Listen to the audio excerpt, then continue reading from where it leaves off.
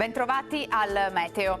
Nuovo graduale rinforzo dell'alta pressione, tempo buono e clima gradevole. È l'estate settembrina sul nostro territorio a regalarci giornate molto miti. Vediamo insieme il dettaglio. Sul Veneto la grafica di martedì 7 settembre evidenzia una situazione tranquilla ed in effetti sarà ampiamente soleggiato con cielo sereno o al massimo poco nuvoloso. Non sono attese precipitazioni degne di nota. Uno sguardo alle temperature, le minime saranno comprese tra 13 e 18 gradi, massime in lieve aumento tra 25 e 29 gradi.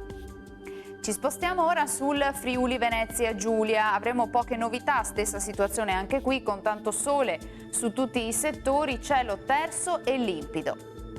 Temperature minime tra 14 e 18 gradi, massime sui 27 e 29 gradi.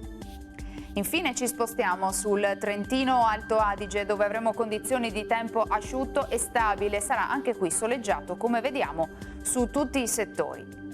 Temperature minime intorno ai 15-16 gradi, massime sui 29 all'incirca. Dal meteo per ora è tutto, grazie per l'attenzione, arrivederci al prossimo aggiornamento.